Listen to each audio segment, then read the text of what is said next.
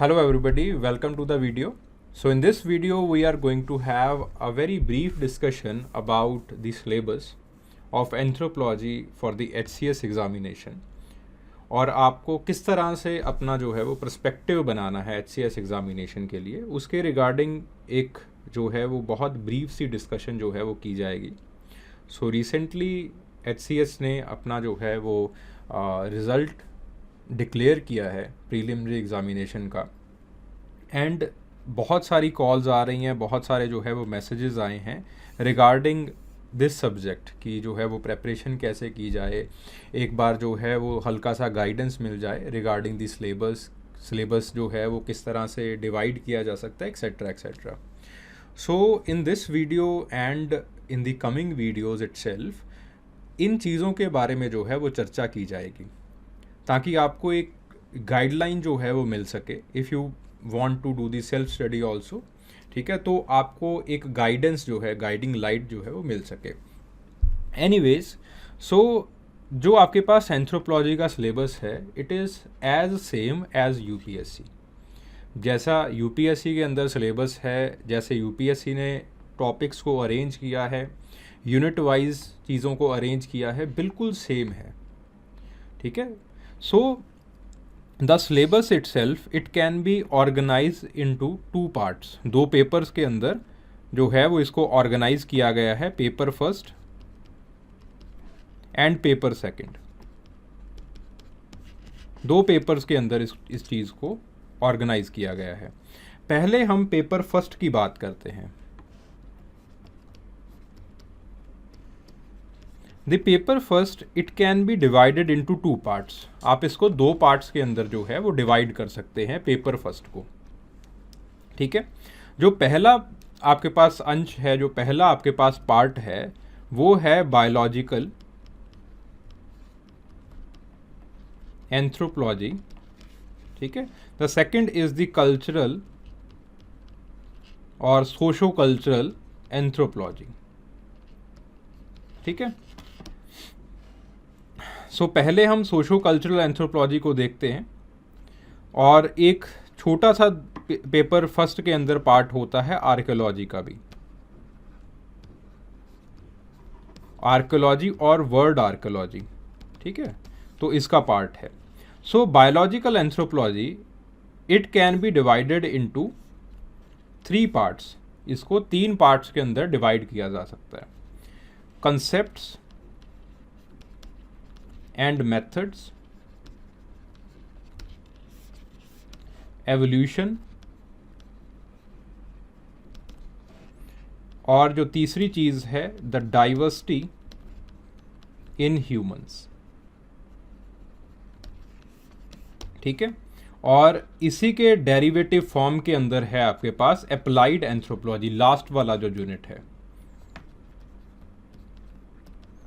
Applied anthropology. ठीक है, वो लास्ट में जो है वो आपके पास एप्लीकेशन जो है वो डिस्कस की जाती है इन तीनों चीज़ों की. देन उसके बाद आपके पास आती है cultural anthropology. Cultural anthropology it can be divided into three parts. इसको भी तीन पार्ट्स के अंदर आप डिवाइड कर सकते हैं. जो पहली है unit that is the basic concepts.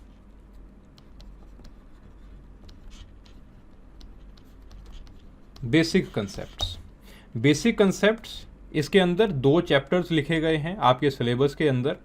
पहला है कल्चर, दूसरा है आपके पास सोसाइटी. जो आपके पास सेकंड पार्ट है दैट इज द सोशल और कल्चरल इंस्टीट्यूशंस. कल्चरल संस्थान या फिर सामाजिक संस्थान. ठीक है, और तीसरा जो आपके पास पार्ट है that is the methods and theories. Methods and theories. ठीक है, जो आर्कियोलॉजी है the archaeology it can be divided into two parts. Archaeology को भी जो है वो दो पार्ट्स के अंदर डिवाइड किया जा सकता है. पहला पार्ट है methods and principles. Methods and principles जिसके अंदर डेटिंग मेथड्स आ जाते हैं, एक्सकेवेशन मेथड आ जाते हैं, stratification, sampling methods etcetera etcetera. ठीक है। जो दूसरा पार्ट है, the second part, it is the evolution of material culture, different stages, ठीक है, stages of evolution of material culture, जिसके अंदर आपके पास पेलियोलिथिक से लेके आपके सिलेबस के अंदर आयरन एज तक है, ठीक है। अगर आप ब्रीफ आउटलाइन जानना चाहते हैं सिलेबस की, पेपर फर्स्ट की, this is the brief outline, ये आपके पास ब्रीफ आउटलाइन है। अब इसी चीज़ को हम एक एक करके जो है वो आगे डिस्कस करने की कोशिश करते हैं, इसके ऊपर आगे जो है वो चर्चा करने की कोशिश करते हैं। जो पहली चीज़ है, firstly we are going to take the biological anthropology, ठीक है। बायोलॉजिकल एंथ्रोपोलॉजी को हमने 3 पार्ट्स के अंदर डिवाइड किया हुआ है, कंसेप्ट्स एंड मेथड्स, एवोल्यूशन, और आपके पास जो है वो डाइवर्सिटी इन ह्यूमन बीइंग्स। अभी इसी को हम सब पार्ट्स के अंदर जो है वो डिवाइड करेंगे। So the biological anthropology, it was divided into 3 subsections. इसको जो है वो 3 सबसेक्शंस के अंदर हमने डिवाइड किया था। कौन कौन से थे भाई 3 subsections? Methods and applications, methods and applications, evolution, then आपके पास जो तीसरा था, it was diversity in humans, ठीक है, डाइवर्सिटी इन ह्यूमंस। एंड जो तीसरा था, जो ड्राइव्ड फॉर्म था, वो था अप्लाइड एंथ्रोपोलॉजी और एप्लीकेशन ऑफ एंथ्रोपोलॉजी, ठीक है। जो मेथड्स एंड एप्लीकेशंस हैं, the methods and applications, it can be again divided into 2 parts: basic concepts जिसके अंदर आपके पास है the chapter about cell, the topics about chromosomal analysis, DNA replication, etc. ये basic concepts हैं।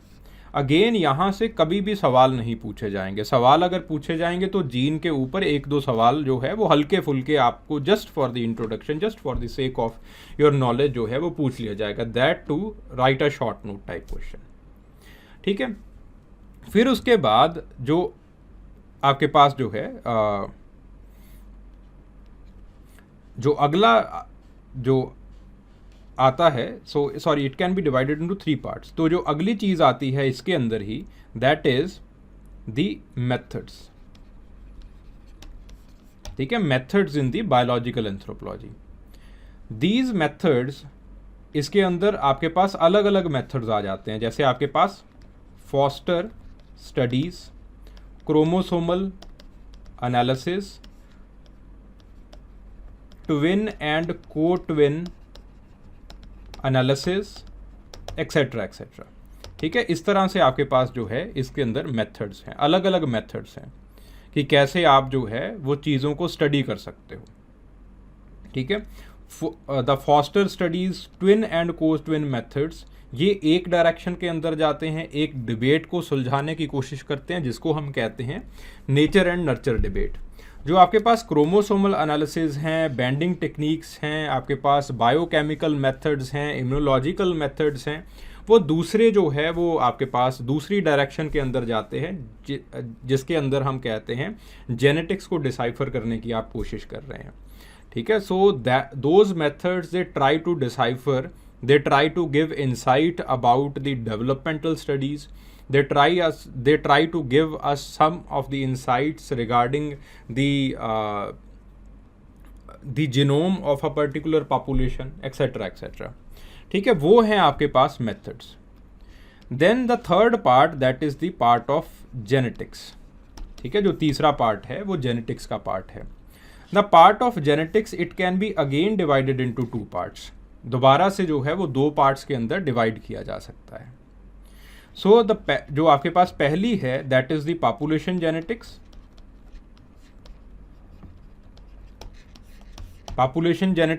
The second is the Mendelian genetics. Population genetics, यहां पे हम frequency of jeans और फ्रीक्वेंसी ऑफ अलिल्स, ये ढूंढने की कोशिश करते हैं, इसको प्रेडिक्ट करने की कोशिश करते हैं। ठीक है, जो आपके पास मेंडलियन पॉपुलेशन है, यहाँ पे एक पर्टिकुलर फैमिली के अंदर जीन्स रेप्लिकेट करेंगी नहीं रेप्लिकेट करेंगी, उनके अंदर जो है वो काम किया जाता है। ठीक है, तो पॉलीमॉर्फिज्म वगैरह ये सारा मेंडलियन जेनेटिक्स का टॉपिक है। म्यूटेशन हो गया, आपके पास जेनेटिक ड्रिफ्ट हो गया, वो सारी चीज़ें जो है वो पॉपुलेशन जेनेटिक्स के अंदर आती हैं। ठीक है, सो जो आपके पास मेथड्स एंड एप्लीकेशन है, again they can be divided into 3 parts. फिर उसके बाद बात आती है एवोल्यूशनरी स्टडीज़ की, एवोल्यूशन की। ठीक है, evolution, evolution it can be again divided into 2 parts. इसको अगेन 2 पार्ट्स के अंदर आप डिवाइड कर सकते हैं। The principles and concepts, principles and concepts, they can be again divided into 2 parts, that are the theories और आपके पास concepts। theories देख आपके सिलेबस के अंदर 3 तरह की theories हैं। प्री डार्विनियन थ्योरी, जिसके अंदर लमार्क आ जाता है, डार्विन की theory and post Darwin theories, post Darwin theories plus synthetic theory of evolution, synthetic theory of evolution. तो ये जो है वो आपके पास थ्योरी का पार्ट है। फिर उसके बाद आपके पास कंसेप्ट्स आ जाते हैं। कंसेप्ट्स के अंदर आपके पास Dollo's law, Cope's law, etcetera etcetera, ये जो कंसेप्ट्स हैं ये लिखे गए हैं आपके सिलेबस के अंदर। ठीक है, तो जो अब तक आपने ये समझ लिया होगा कि जो आपके पास एंथ्रोपोलॉजी का सिलेबस है, इट इज़ वेरी स्पेसिफिक, बहुत बहुत बहुत बहुत स्पेसिफिक सिलेबस है। और कभी भी ऐसा नहीं होगा कि आपसे जो है वो कुछ बहुत बार जो दुनिया से कुछ सवाल पूछ लिया जाएगा कि आउट ऑफ सिलेबस ही कुछ पूछ लिया गया, ऐसा जो है वो नहीं होगा। जो सवाल हैं वो इन्हीं कॉन्सेप्ट से, इन्हीं चीज़ों से सवाल आपसे जो है वो पूछे जाएंगे। फिर उसके बाद जो दूसरा पार्ट है एवोल्यूशन का, that is the evolution in man. ठीक है, मैं प्राइमेटोलॉजी को भी इसी का पार्ट बनाने वाला हूँ, क्योंकि प्राइमेटोलॉजी उतनी डिटेल के अंदर नहीं है आपके सिलेबस के अंदर जितनी डिटेल में होनी चाहिए। ठीक है, प्राइमेटोलॉजी वैसे बहुत डिटेल के अंदर पढ़ी जाती है, because it is not that detail, और हर एक प्राइमेटोलॉजी का कंसेप्ट वो ह्यूमन एवोल्यूशन के साथ लिंक किया गया है आपके सिलेबस के अंदर, उस तरह से लिखा गया है। तो मैं इसको एवोल्यूशन इन मैन का ही पार्ट बनाने वाला हूँ। ठीक है, सो प्राइमेटोलॉजी और द स्टडी ऑफ प्राइमेट्स। दूसरा जो है वो आपके पास आ जाता है एवोल्यूशन इन मैन के अंदर। अब लेट्स से आपके पास जो है होमो एंसेस्टर्स। ठीक है, ये जो है वो दूसरा पार्ट आ जाता है। The primatology it can be divided into again 2 parts, evolution in primates and comparative anatomy। then जो दूसरा पार्ट है प्राइमेटोलॉजी का, that is the behavior and the contemporary primates, जो कंटेम्प्रेरी प्राइमेट्स का बिहेवियर है उसके बारे में। फिर उसके बाद आपके पास आते हैं homo ancestors, human ancestors. Human ancestors they will be studied from australopithecus. Australopithecus से होते हुए जितने भी आपके पास ऑस्ट्रेलोपिथेकन्स आए हैं उनके जनरल फीचर्स को स्टडी किया जाता है। फिर हम जो है वो इरेक्टस की तरफ बढ़ते हैं, होमो इरेक्टस। ठीक है, बीच में ही आपके पास होमो हैबिलिस कहीं पे आता है। होमो हैबिलिस बिकॉज इंटरमीडिएटरी है नहीं है, क्या नहीं, ये सारी चीज़ें जो है वो डाउटफुल है। तो आपके पास होमो इरेक्टस जो है उनको स्टडी किया जाता है। होमो इरेक्टस के बाद जो है वो आपके पास इवेंचुअली जो है आपके पास जो है जो बाकी होमो स्पीसीज़ हैं, जैसे होमो निएंडरथालेंसिस, उनको स्टडी किया जाता है। होमो निएंडरथालेंसिस के साथ साथ आपके पास हाइडेलबर्जेंसिस, ये जो आपके पास निएंडरथालेंसिस के थोड़ा सा पहले रहे, हो सकता है कंटेम्परेरी भी हो, तो इनको स्टडी किया जाता है। फिर उसके बाद जो है वो आपके पास होमो सेपियंस की तरफ हम बढ़ना शुरू हो जाते हैं। इसी के अंदर जो है वो आपके पास रोडेशियन मैन को भी स्टडी किया जाता है, ठीक है। सो बेसिकली ये जो है वो हम एक एवोल्यूशनरी पैटर्न आपके एंसेस्टर्स का हम जो है वो फॉलो करते हैं, ठीक है। तो इस तरह से बेसिकली आपका जो है वो एवोल्यूशन वाला पार्ट उसको स्टडी किया जाता है। अब जो रह गया है that is the diversity in the human beings and the application or the applied anthropology. So the diversity in the human beings, the diversity in the humans, it is divided into different parts. इसको अलग अलग parts के अंदर जो है वो divide कर दिया गया है। The first is the biological markers. Biological markers का मतलब ऐसे कुछ compounds, ऐसी कुछ चीज़ें, ऐसे कुछ कंपाउंड्स तो नहीं कह सकते, ऐसा कोई जेनेटिक मटेरियल जो कि मेंडलियन लॉज ऑफ जेनेटिक्स को फॉलो करता हो और एक पॉपुलेशन के अंदर उसकी जो फ्रीक्वेंसी है वो ज़्यादा हो, इसको हम कहते हैं बायोलॉजिकल मार्कर्स, ठीक है। Then you have the racial studies और the study of the race. उसके अंदर हम रेशियल क्राइटेरियाज के बारे में स्टडी करते हैं, पहली चीज़। फिर उसके बाद रेसिज्म के बारे में जो है वो स्टडी किया जाता है। Then you have the epidemiology, the study of the notion of health and diseases, health and diseases के नोशन को स्टडी किया जाता है। फिर उसके बाद एनालिटिकल एपिडेमियोलॉजी और डिस्क्रिप्टिव एपिडेमियोलॉजी, इसको जो है वो देखा जाता है, इसको जो है वो पढ़ा जाता है, ठीक है। तो आपके पास एपिडेमियोलॉजी है। Then you have the ecological anthropology. इसके अंदर पहले हम scope and meaning of ecological anthropology उसको डिस्कस करते हैं। देन उसके बाद हम इन्वायरमेंटल स्ट्रेसेस को डिस्कस करना स्टार्ट कर देते हैं। फिर कुछ टॉपिक्स हैं, जैसे आपके पास है growth and development in humans. इसी के साथ growth and development in humans के अंदर ही आपके पास और टॉपिक आते हैं, जैसे आपके पास मेनोपॉज और मेनार्च का टॉपिक है, सेनेसेंस का टॉपिक है, डेमोग्राफी का टॉपिक है। ये जो है वो आपके पास ग्रोथ एंड डेवलपमेंट के अंदर जो है वो पढ़े जाते हैं। अगेन हम जो है वो डाइवर्सिटी को इसके अंदर प्राइमरीली जो है वो अपना फोकस रखेंगे, ओके। सो इस तरह जो है वो डाइवर्सिटी इन ह्यूमंस, इसको जो है वो स्टडी किया जाता है। देन आपके पास आती है जो अगला जो टॉपिक आता है आपके पास, that is the applied anthropology. Applied anthropology it is divided into 2 parts. Again इसको जो है वो 2 पार्ट्स के अंदर डिवाइड किया गया है। The first part, it is the anthropology in daily life. The second is the genetic studies. ठीक है, जेनेटिक स्टडीज़ का बहुत छोटा सा पार्ट जो है जिसको हम मॉलिक्यूलर एंथ्रोपोलॉजी कहते हैं, मॉलिक्यूलर एंथ्रोपोलॉजी लिख देते हैं, मॉलिक्यूलर एंथ्रोपोलॉजी, इसको जो है वो इसके अंदर स्टडी किया गया है। एंथ्रोपोलॉजी इन डेली लाइफ, अगेन आपके पास एंथ्रोपोलॉजी इन स्पोर्ट्स के अंदर एंथ्रोपोलॉजी कैसे यूज़ हो सकती है, शेल्डन मेथड, जो है वो आपके पास मोहोर का मेथड एक्सेट्रा एक्सेट्रा, ये मेथड्स डिस्कस किए जाते हैं। एंथ्रोपोमेट्री को डिस्कस किया जाता है। एंथ्रोपोमेट्री का मतलब क्या है कि आप जो है वो न्यूट्रिशन लेवल्स को कैसे जो है वो माप सकते हो, चीज़ों जो है वो कैसे डायग्नोज कर सकते हो।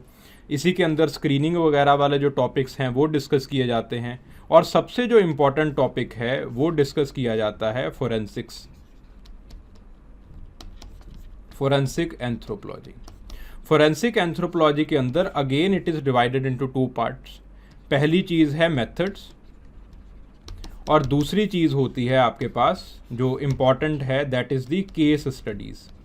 आप केसेस को स्टडी करते हो, जैसे आपके पास आरुषि तलवार केस हो गया, उसको स्टडी करना है आपने।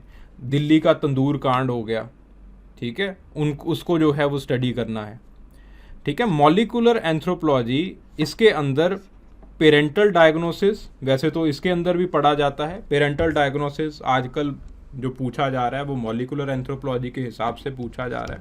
पेरेंटल डायग्नोसिस हो गया आपके पास जो है वो ह्यूमन जीनोम प्रोजेक्ट हो गया, और आपके पास जो है मॉलिक्यूलर एंथ्रोपोलॉजी का एप्लीकेशन हो गया एवोल्यूशनरी स्टडीज़ के अंदर। इन चीज़ों को जो है वो डिस्कस किया जाता है आपके पास अप्लाइड एंथ्रोपोलॉजी के अंदर, ठीक है। ये बात आ गई आपकी पेपर जो है वो आपके पास we have discuss the biological anthropology, ठीक है। ये हमने बायोलॉजिकल एंथ्रोपोलॉजी को डिस्कस कर लिया, और आर्कियोलॉजी को हमने यहीं पे जो है वो डिस्कस कर लिया था साथ के साथ ही। और बात जो है जो रह गई वो है कल्चरल एंथ्रोपोलॉजी, ठीक है, जो बड़ी बात है, जो कि अगेन आपको काफ़ी टाइम लग जाता है इसको स्टडी करने में। तो आपके पास जो आपकी कल्चरल एंथ्रोपोलॉजी है, I am going to rub this the cultural anthropology, it can be divided into 3 parts. इसको 3 पार्ट्स के अंदर जो है वो डिवाइड किया जा सकता है। जो आपके पास पहला पार्ट है, जो कल्चरल एंथ्रोपोलॉजी का जो पहला पार्ट है वो है the basic concepts. The basic concepts, the basic concept in culture and society. Culture के अंदर आपके पास 2 चीज़ें इंपॉर्टेंट हैं। कंपैरेटिव स्टडी ऑफ कल्चर, यानी कि कल्चर और सोसाइटी के अंदर क्या डिफरेंस है, क्या सिमिलैरिटीज़ हैं, ये चीज़ जो है वो इम्पॉर्टेंट है। यहाँ से सवाल पूछे जाते हैं। कल्चर क्या है, कल्चर का नोशन किस तरह से एंथ्रोपोलॉजी में डेवलप हुआ है, उसको आपने समझना है। और सबसे इम्पॉर्टेंट कल्चरल रिलेटिविज़म, ठीक है, ये आपके पास जो है सबसे इम्पॉर्टेंट टॉपिक है।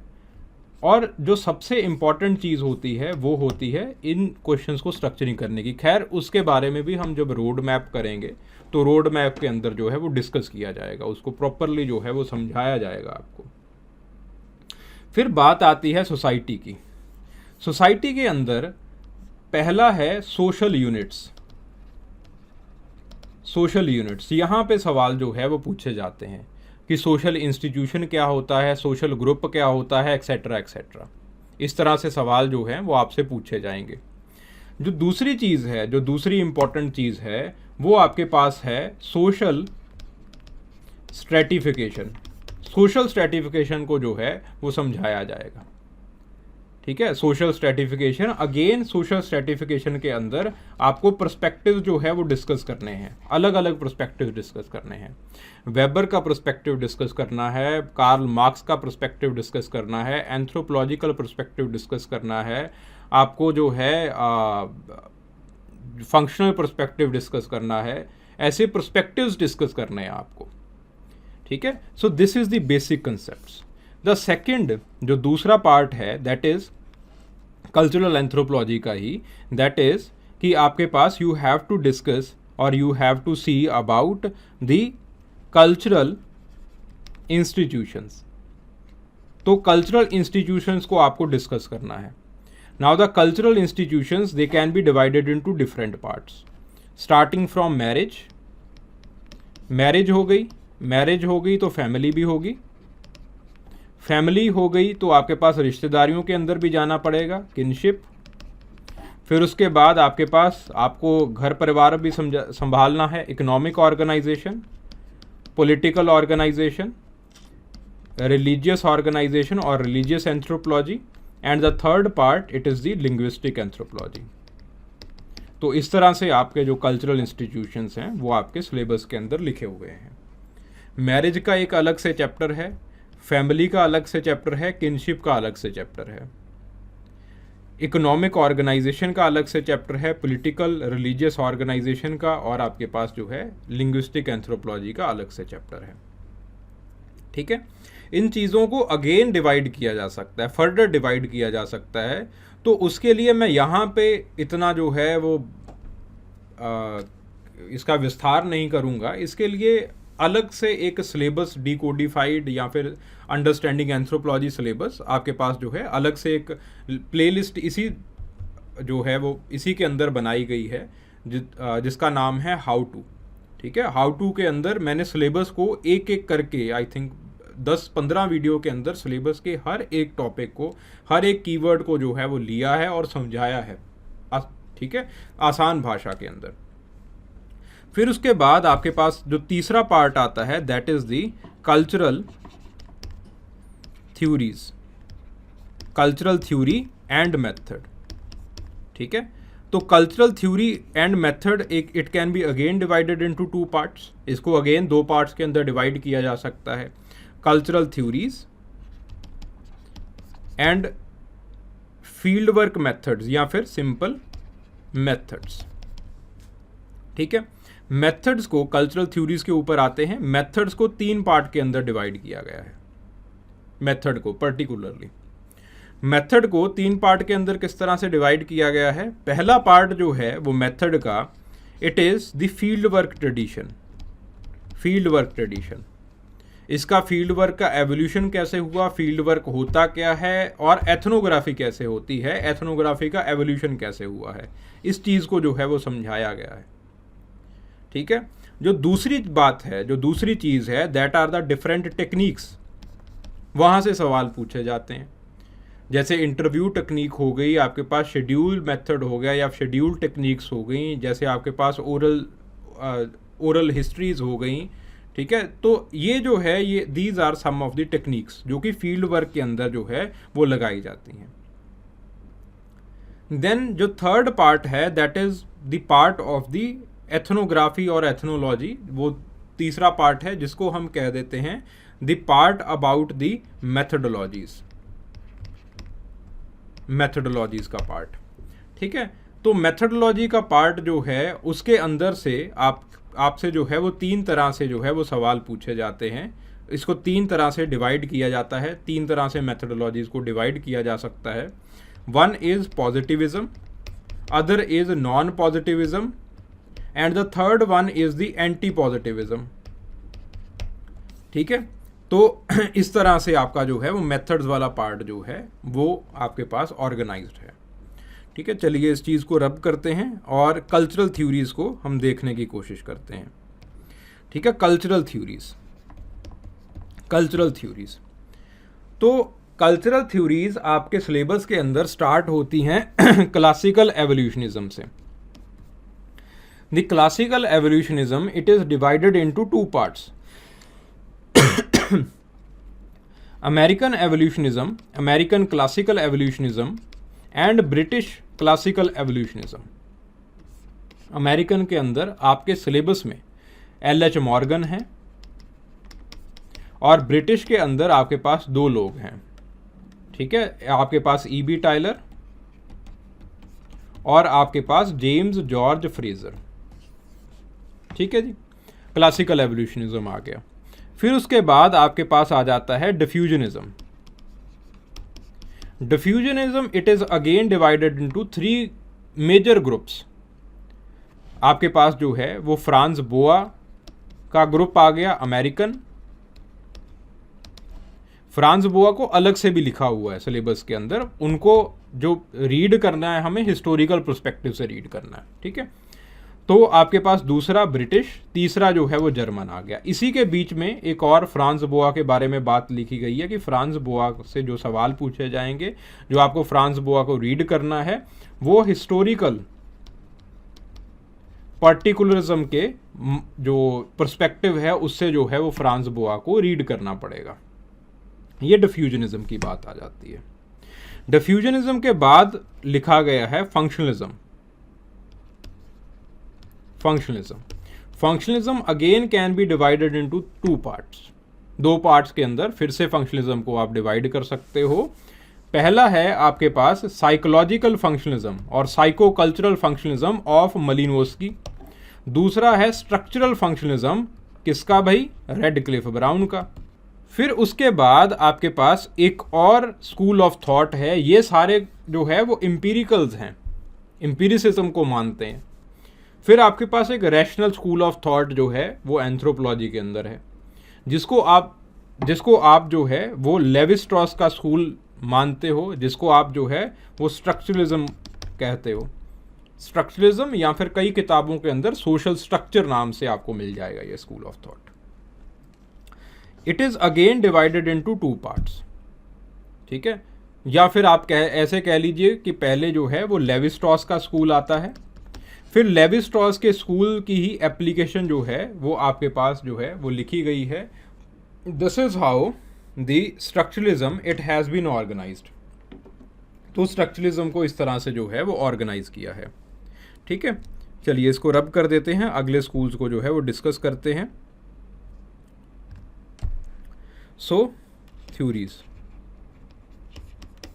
ठीक है जी। देन उसके बाद आपके पास है 40 का दशक 1940s, और आपके पास एक स्कूल ऑफ एंथ्रोपोलॉजी और बनता है जिसको हम कहते हैं psychological anthropology.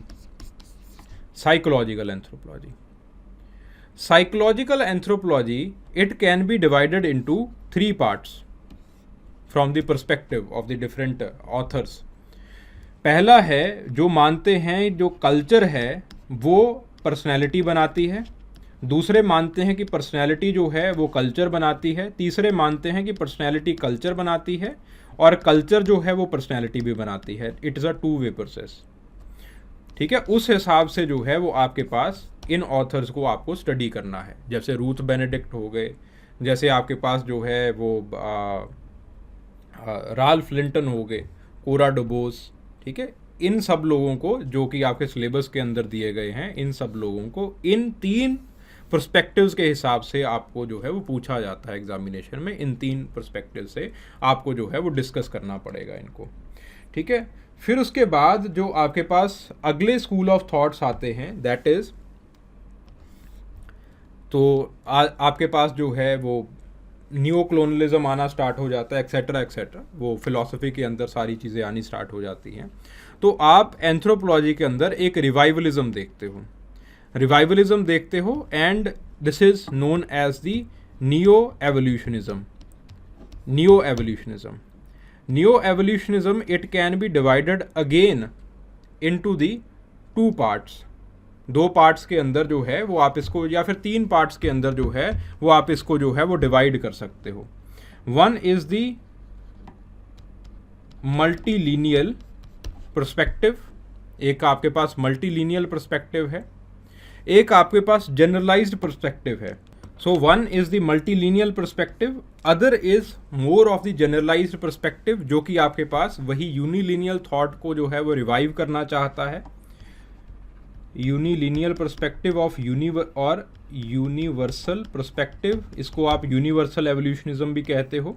And the third one जो कि इन दोनों चीज़ों को कंक्लूड करना चाहता है that is general and specific, ठीक है, जो साहलिन का और सर्विस का है। तो इन 3 स्कूल ऑफ थॉट्स से आपका न्यू कल्चरल एवोल्यूशनिज्म जो है वो बंधा हुआ है। देन उसके बाद आपके पास आगे चलते हो तो आपके पास इंटरप्रेटिव एंथ्रोपोलॉजी जो है वो आती है। इंटरप्रेटिव एंथ्रोपोलॉजी पर्टिकुलरली अगर बात की जाए आपके सिलेबस की, तो आपके सिलेबस में 3 लोग जो है वो मेंशन किए गए हैं। पहले जो हैं वो आपके पास क्लिफर्ड ग्रीट्स मेंशन किए गए हैं, देन आपके पास विक्टर टर्नर जो है वो उनको मेंशन किया गया है, फिर उसके बाद श्नाइडर को मेंशन किया गया है। So the approach of Clifford greets that is the interpretive approach, Turner की जो है वो आपके पास ट्रांसफॉर्मेटिव अप्रोच है, और आपके पास श्नाइडर हैं उनकी आपके पास टेक्सोनॉमिकल अप्रोच है। तो इन 3 अप्रोचेस के पर्सपेक्टिव से आपको जो है वो चीज़ों को स्टडी करना है। फिर आपके पास मेजरली 3 स्कूल ऑफ थॉट जो है वो रह जाते हैं। एक तो बहुत ही पॉजिटिविस्टिक है और 2 बाकी जो है वो बिल्कुल एंटी पॉजिटिविस्टिक, ठीक है। तो फिर आपके पास जो है वो थ्योरीज में बेसिकली 3 स्कूल ऑफ थॉट्स जो है वो आपके पास रह जाते हैं। ये 3 स्कूल ऑफ थॉट्स कौन कौन से हैं? पहला मार्विन हैरिस का स्कूल ऑफ थॉट है जिसको आप कहते हो कल्चरल मटेरियलिज्म, वो मेंशन्ड है आपके सिलेबस के अंदर। फिर उसके बाद पोस्ट मॉडर्निज्म, और then you have the cognitive anthropology और फिनोमेनोलॉजी और नियो एथनोग्राफी और नियो एथनोसाइंस, नियो एथनोसाइंस। तो आपके पास बहुत कम डिफरेंस है तीनों के अंदर, और तीनों से जो है वो खूब सवाल पूछे जाते हैं, और आपके पास एक जो है वो पोस्ट मॉडर्निज्म है। इस तरह से आपकी जो थ्योरीज हैं उनको अरेंज किया गया है, ठीक है। So this is how the paper first it has been arranged. और पेपर फर्स्ट जो है it carries almost 70% of the syllabus. 70% syllabus जो है वो आपके पास पेपर फर्स्ट के अंदर जो है वो आपका कवर हो जाता है। पेपर जो सेकंड है उसके अंदर बहुत कम सिलेबस है, ठीक है। सो द पेपर सेकंड, उसके हम सिलेबस की जो है वो बात करते हैं। लेट मी रब दिस, इसको एक बार साफ कर दें। पेपर सेकंड जो है, the paper second it can be divided into 3 parts. आप 3 पार्ट्स के अंदर इसको जो है वो डिवाइड कर सकते हो। So paper second it can be divided into 3 parts. 3 parts कौन कौन से हैं भाई? Indian archaeology, Indian archaeology and palaeontological anthropology, पूरा अगर नाम लिखना चाहते हो, पेलियोंटोल एंथ्रोपोलॉजी, ठीक है। फिर उसके बाद दूसरा जो पार्ट है that is Indian anthropology. Then the second part it can be regarded as the tribal anthropology, ठीक है जी। इंडियन आर्कियोलॉजी एंड पेलियोंटोलॉजी और palaeontological anthropology it can be divided into 3 parts, archaeology और इंडियन आर्कियोलॉजी, पेलियोंटोल एंथ्रोपोलॉजी और palaeontology, कुछ भी आप जो है वो कह सकते हो इस चीज़ को, ठीक है।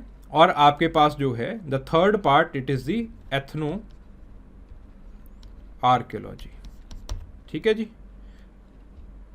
Archaeology it is divided into 2 parts. Indian archaeology is divided into 2 parts. पहले तो मेथड्स वगैरह हो गए, वो बात उसके अंदर ही जो है वो पहले फर्स्ट पेपर के अंदर ही सारे कवर कर लिए जाते हैं। तो it is divided into 2 parts. The first is the pre history, the second is the proto history. Proto history का मतलब कि स्क्रिप्ट आ चुकी है लेकिन डिसाइफर नहीं हुई, जिसके अंदर आपके पास इंडस वैली सिविलाइजेशन आ जाती है, ठीक है। प्री हिस्ट्री के अंदर आपके पास पेलियोलिथिक से लेके आपके पास चालकोलिथिक तक जो है वो इंडिया के अंदर आप स्टडी करते हो। फिर उसके बाद पेलियोएंथ्रोपोलॉजी, पेलियोंटोलो एंथ्रोपोलॉजी के अंदर आप बेसिकली 3 लोगों को स्टडी करते हो। आपके सिलेबस के अंदर सिर्फ 3 लोग हैं। पहले है नर्मदा मैन, दूसरे हैं सिवापिथिकस और Ramapithecus. Then you have ethno archaeology. Ethno archaeology के अंदर आप पहले कॉन्सेप्ट को स्टडी करते हो कि कॉन्सेप्ट क्या है एथनो आर्कियोलॉजी का, मेथड्स क्या हैं और स्टडीज़ किन किन ट्राइबल ग्रुप्स के अंदर हुई हैं। आपके पास हंटिंग गैदरिंग के अंदर कौन सी स्टडीज़ हुई हैं, आपके पास जो पॉटर्स हैं इंडिया के, घड़ा बनाने वाले लोग हैं, उनके अंदर कौन कौन सी स्टडीज़ हुई हैं, पीतल के बर्तन बनाने वालों के अंदर जो है वो बांस के अंदर या फिर कॉपर मेकर्स के अंदर कौन कौन सी स्टडीज़ हुई हैं, जो पेस्टोरल्स हैं उनके अंदर कौन कौन सी स्टडीज़ हुई हैं, एग्रीकल्चरिस्ट हैं, हॉर्टिकल्चरिस्ट हैं, उनके अंदर कौन कौन सी स्टडीज़ हुई हैं। So those are the ethno archaeological works in India, ठीक है। वो हम कंसेप्ट्स के अंदर पढ़ते हैं। The second topic it is the contribution of tribals, जो ये ट्राइबल्स हैं जिनको हमने स्टडी किया है, टू द इंडियन कल्चर, भारतीय संस्कृति में इनका योगदान क्या है, उनको हम जो है वो स्टडी करते हैं, ठीक है। सो ये तो बात आ गई आपके पास इंडियन एंथ्रोपोलॉजी और Indian archaeology and palaeontological anthropology की। फिर उसके बाद 2 चीज़ें रह जाती हैं, ठीक है। अगेन बहुत स्पेसिफिक चीज़ें हैं और बिल्कुल टू द पॉइंट वैसे ही पूछा जाता है, डिस्क्रिप्टिव वे में चीज़ों को पूछा जाता है। फिर उसके बाद आपके पास अगली चीज़ आ जाती है इंडियन एंथ्रोपोलॉजी, ठीक है। So the Indian anthropology it can be divided into 2 parts. इसको जो है वो 2 पार्ट के अंदर डिवाइड कर सकते हैं। अगले पेज के अंदर हम इसको डिस्कस कर लेते हैं, इसको रब कर लेते हैं। Indian anthropology, Indian anthropology it can be divided again into 2 parts. Study के पर्पज से 2 पार्ट्स में आप इजीली इसको डिवाइड कर सकते हैं। जो आपके पास पहला पार्ट है, the first part that you can say so it is Indian social system या फिर इंडियन ट्रेडिशनल सोशल सिस्टम, जिसके अंदर आप कुछ कंसेप्ट्स को पढ़ते हो। पुरुषार्थ के कंसेप्ट को पढ़ा जाता है, जो कर्म की थ्योरी है उसके कंसेप्ट को पढ़ा जाता है, वर्णाश्रम को पढ़ा जाता है। ये जो सारी की सारी थ्योरीज हैं या फिर जो कंसेप्ट्स हैं उनको जो है वो पढ़ा जाता है। ठीक है, वर्णाश्रम को पढ़ा जाएगा, वर्ण व्यवस्था को पढ़ा जाएगा, कर्म की थ्योरी को पढ़ा जाएगा, पुरुषार्थ क्या चीज़ होती है उसको पढ़ा जाएगा, ऋण क्या हैं हिंदुस्तान के अंदर किस तरह से समझाए गए हैं उन चीज़ों को पूछा जाएगा। यानी कि वेदों की एक बहुत, जो आपके पास वेदों ने जिस तरह से या फिर मनुस्मृति ने किस तरह से इंडियन सोशल सिस्टम को समझाने की कोशिश की है, इसको कई जगह के ऊपर इंडियन सोशल एथिक्स भी कहा जाता है। ठीक है, तो उस चीज़ को जो है वो समझने की कोशिश की जाएगी। जो दूसरा इम्पॉर्टेंट सेगमेंट है, यहाँ से ज़्यादा सवाल नहीं पूछे जाएंगे, बहुत टू द पॉइंट क्वेश्चन पूछे जाते हैं। जो दूसरा इम्पॉर्टेंट इंटरेस्टिंग सेगमेंट है इंडियन एंथ्रोपोलॉजी का, that is the village studies. The village studies, ठीक है, मैं विलेज स्टडीज़ को काफ़ी जो है वो महत्वता देता हूँ। मैं विलेज स्टडीज़ को काफ़ी जो है वो एक होलिस्टिक वे के अंदर जो है वो पढ़ने की कोशिश करते हैं हम लोग। तो village studies it can be again divided into two sections. दो सेक्शंस के अंदर आप इसको डिवाइड कर सकते हैं विलेज स्टडीज़ को। The caste system in India, caste system in India, India के अंदर कास्ट सिस्टम। खैर इंडियन एंथ्रोपोलॉजी को एक और डायरेक्शन के अंदर भी स्टडी किया जाता है, वो मैं रुक के आपको बताऊंगा। कास्ट सिस्टम इन इंडिया, और कास्ट सिस्टम इन इंडिया के साथ साथ आपके पास चेंजेस इन इंडियन सोसाइटी। ठीक है, भारतीय जो आपके पास समाज है उसके अंदर क्या चेंजेस आ रही हैं। These changes they can be divided into two parts। इनको दो पार्ट्स के अंदर आप डिवाइड कर सकते हैं। एक्सोजेनस चेंजेस जो कि बाहर से आ रही हैं, जैसे वेस्टर्नाइजेशन, जैसे मॉडर्नाइजेशन। ठीक है, ये चेंजेस हो गई। फिर उसके बाद कुछ चेंजेस जो कि आपके पास जो है इंटरनली आ रही हैं। ठीक है, आपके पास इंडोजेनियस है चेंजेस, इंटरनली आ रही हैं। ठीक है, या फिर आपके पास इंडियन चेंजेस हैं या फिर एंडोजेनियस चेंजेस हैं। ठीक है, उसके अंदर आपके पास बन जाता है संस्कृताइजेशन, उसी का पार्ट है आपके पास संस्कृताइजेशन, ट्राइबलाइजेशन, सीडो ट्राइबलाइजेशन इसी के अंदर आ जाता है।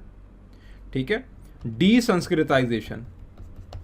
ठीक है, ये चेंजेस जो हैं वो इंडिया के अंदर हैं, इंडिया के अंदर जो है वो देखी जाती हैं।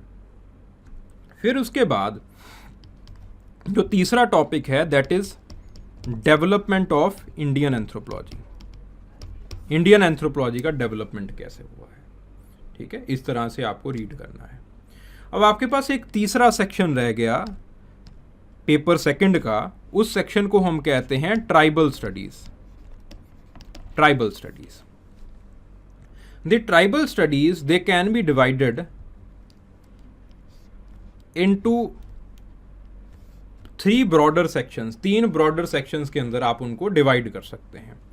पहला सेक्शन है concepts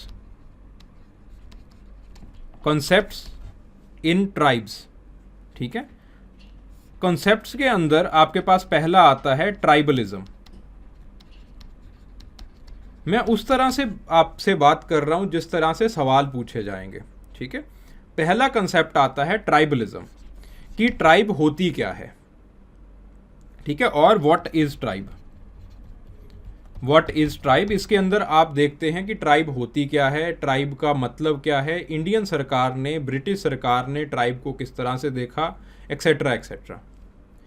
ठीक है, ये कंसेप्ट्स हैं। फिर उसके बाद डाइवर्सिटी इन ट्राइब्स।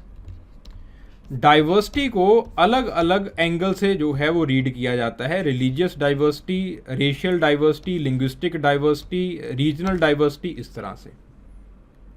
ठीक है, the tribal culture in India.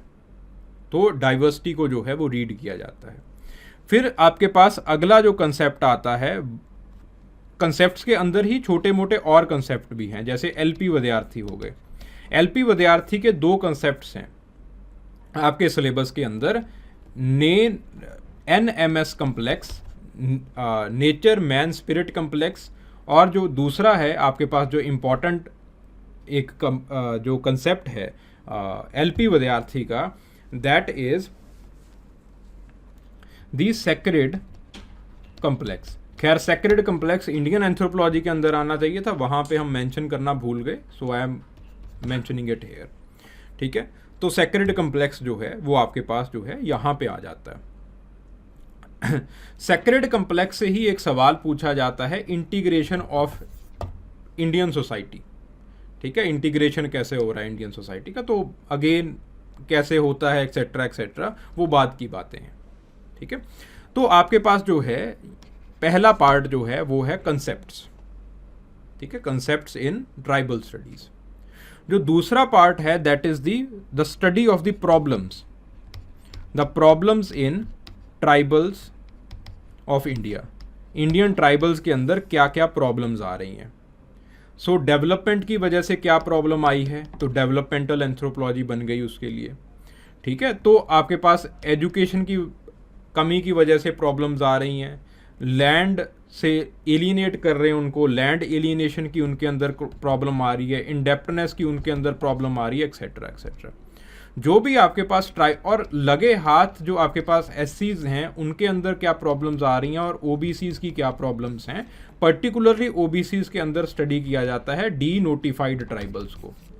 ठीक है, तो डी नोटिफाइड ट्राइबल्स के अंदर क्या दिक्कत आ रही है, क्या प्रॉब्लम आ रही है, उस चीज़ को जो है वो स्टडी किया जाता है। सो ये बात आ गई प्रॉब्लम इन ट्राइबल्स। फिर तीसरा जो सेक्शन आता है वो आता है एथनिसिटी। एथनिसिटी के अंदर बेसिकली आप स्टडी करते हैं कि आपके पास चेंजेस क्या आ रही हैं, एथनिक चेंजेस क्या आ रही हैं इन ट्राइब्स।